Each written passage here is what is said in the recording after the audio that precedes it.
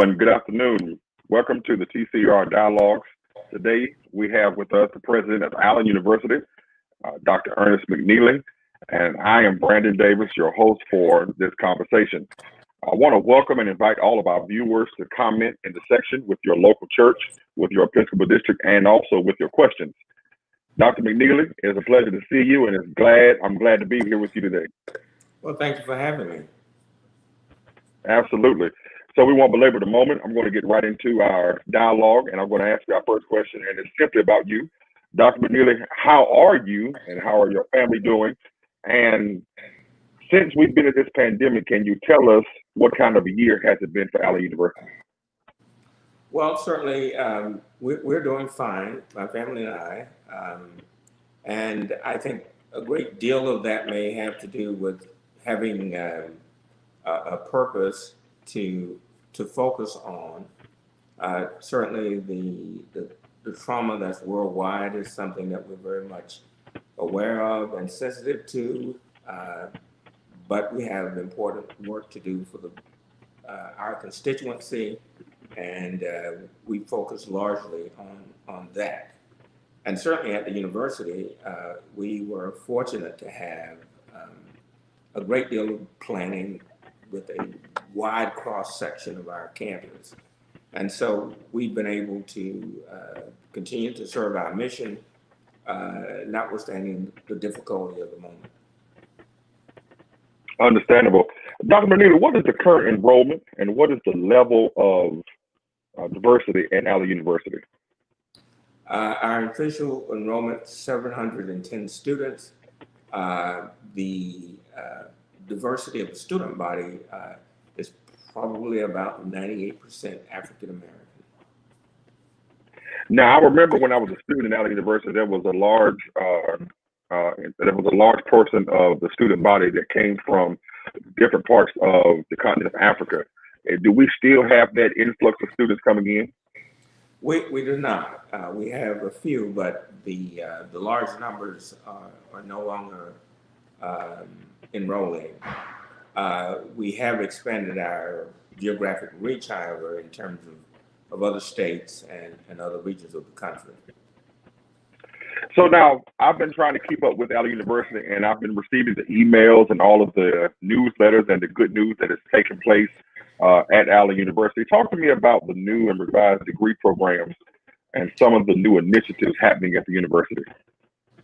Well, certainly we paid a great deal of attention to how our programs work towards facilitating what comes next for students. So we did a major overhaul of the structure of all degree programs in terms of making certain that they weren't too long, and then to focus on some of the kinds of skills that would allow graduates to pursue whatever their path was once they graduate. And certainly we've made a great deal of investment in technology.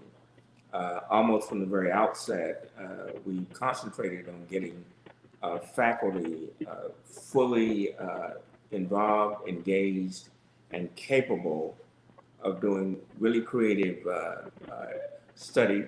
teaching for our students. We transitioned to a bookless campus. All of our students have access to ebooks and a wide array of electronic learning materials.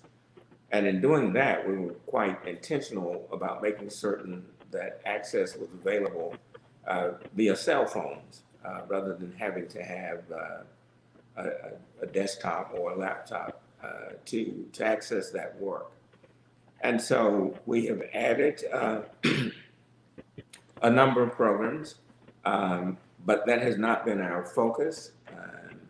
Our focus really is centered around how do we provide instruction and how do we structure programs that would either lead students to the world of work or to graduate and professional school. Understandable. Now, Dr. McNealy, since your arrival at Allen University, where are the key areas that you've been achieving your goals and missions for the school? Well, I should say that obviously, anytime a new president arrives, typically there are uh, goals or objectives that are articulated by the board. And certainly, I started the journey from that point. And I think with regards to all of the board-related matters in terms of structure, operations, financial matters, we've met all of those benchmarks and more. Then, of course, probably one of the things that consumed a great deal of energy was trying to enhance the kinds of things that would be attractive to students. Obviously, like most small schools, we are tuition driven and enrollment matters. And so we added a number of new academic programs and several opportunities for athletic engagement as well. So you've been very busy. We can tell that. And part of your work at Allen University is that Dickinson Green Theological Seminary has a rebirth. It has a new renaissance. So can you tell us what can we look forward to happening with Dickinson Green Theological Seminary? Yes, well, it is something that was very much the idea of the chairman of the board, Bishop Green, who raised the possibility of our having a graduate seminary probably within the first 2 weeks of my arrival. And we did the necessary work to get it up and running. And we anticipate that it's going to grow as the word grows in terms of people graduating and the diverse students coming to the seminary. It will be a really significant part of the university's outreach to the country, if you will. We anticipate that they will be housed in the Waverly building that should be open early next year, and that will accelerate its growth. We have an exceptional faculty in terms of credentials and scholarship, and we're just at the beginning stage of seeing it become all that it can be. We have a question from one of our viewers. They asked, how can African scholars attend the university? Well, I mean, the simple answer is to apply. And I think once that occurs, then all the other things attendant to that will become clearer and clearer. Obviously, we provide a range of support for students, but the principal thing is to simply submit an application. Absolutely. So now, Allen University is one of our historic HBCUs in the state of South Carolina, founded by the African Methodist Episcopal Church. Tell us about the role of the AME Church in Allen University's life, and what is the church's level of influence at the university?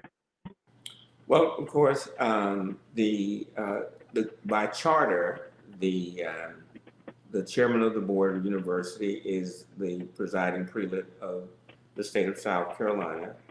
The board is a self-perpetuating board, and as a result of that, the majority of the members are also members of the AME Church. And the general ethos of the university is very much shaped and informed by that connection. And certainly the long history of the AME Church relative to matters of social justice are very much a part of the fabric of what we do here. And certainly with regards to social justice, one might define it differently. But as I see it, providing everyone with an opportunity to pursue their aspirations is a critical thing with regards to the notion of social justice. Obviously, we do the normal kinds of things in terms of education for voter preparation. We have students who do volunteer activities in the community. We provide a food bank. We host political forums. So that facet of the AME Church in terms of the social justice side, I think is something very much manifested in all that we do here. So now we understand that the global pandemic has had a huge effect on the country and everyone that is involved in making this world go round. Schools have been affected, jobs have been affected, churches have been affected. Because of the pandemic, you've had to scale back to events such as homecoming. How do you plan to engage the students and the alumni this year? Well, first and foremost, by providing good information. Obviously, we are not able to comply with all of the requests or have an event when the city and the state might preclude our having the event because of the number of participants. But as we look to the year ahead, we fully anticipate that all of the events will go back to their normal format. As you may know, we had a virtual commencement last year. We had a virtual homecoming. This year, we'll be having a virtual Founders Day shortly. But we anticipate that the baccalaureate and the commencement in May will be live. There may well be some social distancing that will be required, but we anticipate that both of those events would return to the campus. Now, this is a personal question that I would like to ask you, Dr. McNealy. When I was a student at the university, we had the CARS program. Does the CARS program still exist, and is it done virtually? Well, the CARS program was put on hold at the point that the epidemic turned into a pandemic. And so presently, we don't have any CARS activities. Okay, I understand. Now, there's been a resurgence of interest in Black Greek life, particularly with the election of Vice President Kamala Harris at Howard University, AKA. What does Greek life look like at Allen University today? Well, it is growing, and to be quite honest, on the student life side, that has been an area of primary interest for me. I think throughout our history, persons who were members of fraternities, sororities, have been leaders in our community, and the kind of working together for the greater good is central to all of these groups. And to the extent that we provide the kind of training here that would allow our students to not only do it here, but to take it into their communities is very important. And we are unfortunately stymied by the pandemic in terms of the kinds of activities that would be necessary and very much a part of the nature of having fraternities and sororities. But it's very important, and we anticipate that when we return in the fall, that activity will once again move ahead. And certainly, we're absolutely thrilled that one of our own is now at the seat of power. Absolutely. Now, on the campus, for a person who wanted to visit the campus, are there any visible fraternity and sorority plots, markings, or areas that have been set aside or designated to honor those fraternities and sororities? Yes, we have had a project that's been underway for a couple of years now. The quad, if you will, on the campus, near the administration building and Chappelle Auditorium. We have plots for the original 8 organizations. And I think by the time that that project is finished, it will be unlike any other, to be candid about it. Awesome. This is a personal question, if you will. What are your hopes and aspirations for the university going forward? And are there any thoughts of retirement? What was that? What are your hopes and aspirations for the university going I'm forward? kidding. And do you Yes. have any thoughts? Yes. I was being facetious about the last part of the question. Certainly, we engage in strategic planning here, almost to the extent that some others might breathe. But we intend to grow. We fully expect to grow in terms of enrollment, in terms of graduate programs. We don't have very much on the drawing board in terms of additional undergraduate programs, but we intend to grow our graduate programs. We intend to win at athletics, and actually to extend the brand of the university far past the time that I will be here. So we're very optimistic, notwithstanding the somewhat dark period that the world is in right now. The planning and the commitment of the employees and faculty here made it possible for us to continue to move ahead, notwithstanding the difficulties. But short of something cataclysmic that no one can foretell, the future of the university is bright.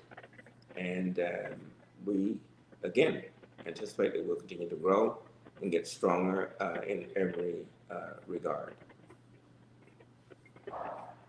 Now, historically, Allen University had a law program.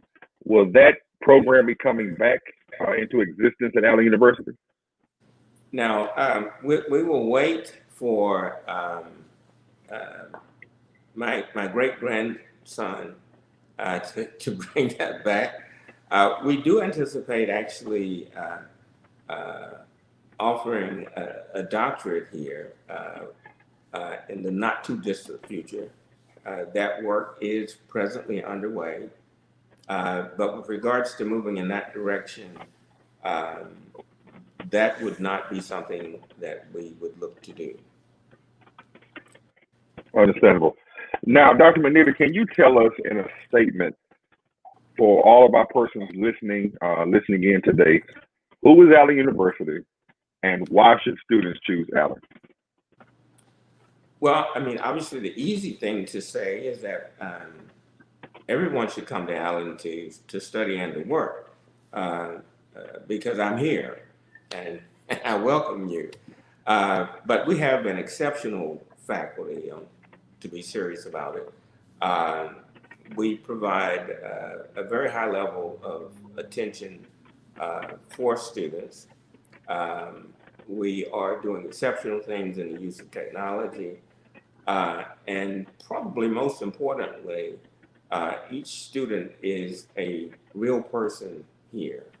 And if there's not a faculty or staff member that is directly interested and engaged, it's simply because the student prefers not to have that.